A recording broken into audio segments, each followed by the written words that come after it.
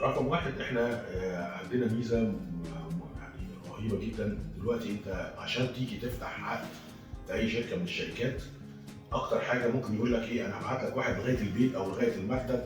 ده يعني الراجل كده عمل اللي عليه.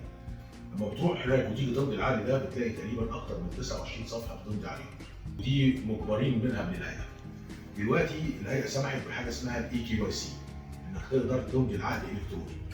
فالنهارده حضرتك الساعه 11 بالليل، الساعه 12 بالليل، في اي وقت هتخش على الابلكيشن بتاعنا، بتقدر تصور سيلفي مع نفسك، تصور البطاقه وتمشي بشويه اجراءات وتقرا العقد وتوافق عليه وتدوس زرار. وانس ان حضرتك دوست زرار، اقل من 30 ثانيه هيجي لك اليوزر نيم والباسورد، تحطهم، الشاشه اتفتحت قصادك باللايف داتا، يعني بالاسعار لحظيه. في 30 ثانيه تكون فتحت العقد.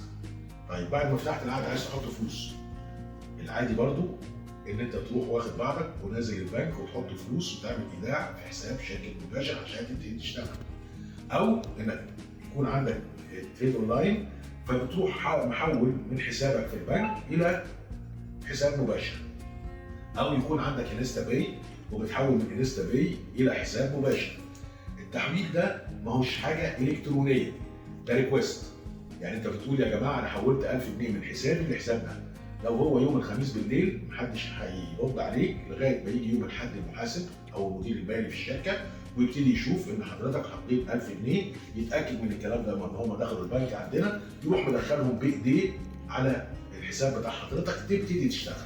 يعني لو حطيت الفلوس بتاعتك يوم الخميس بالليل، ممكن الحد بعد ساعه، بعد اثنين، بعد ثلاثه يبتدي يخش الفلوس بتاعتك دي عشان تبتدي تشتغل. احنا النهارده عملنا انتجريشن مع تلدا، وكلمه انتجريشن يعني فولي اوتوميتد. ان حضرتك النهارده عندك كارت بتاع تلدا، حولت 1000 جنيه من حسابك في تلدا لحساب مباشر.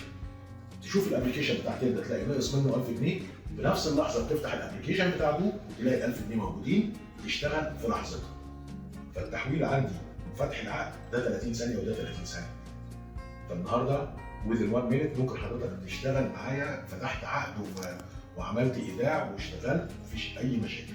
فده رقم واحد من الحاجات المميزه جدا عندنا، ان احنا عندنا الالكترونيك كونتراكت او اللي هو الاي كي واي سي، وعندنا انتجريشن مع تلدا انك تقدر تعمل سحب وايداع في منتهى السهوله.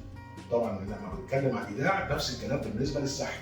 حضرتك دلوقتي بالليل الساعه 10 بالليل وماشي في المول وعايز 1000 جنيه عشان تشتري بيهم حاجه او تخش السوبر ماركت او تسحب فلوس كاش الساعه 10 بالليل وكلنا قافلين يوم الخميس. حضرتك عندك 1000 جنيه موجودين في حسابك في دو، بتخش على الابلكيشن بتاع دو وتقول له انا عايز اسحب 1000 جنيه، ياخد ال 1000 جنيه من حسابك ويحطهم لك على الكارت، تقدر تشتري بيهم من اي حته بوينت اوف سيلز او تسحبهم كاش من البنك. دي ميزه مش موجوده، يونيك بمعنى الكلمه.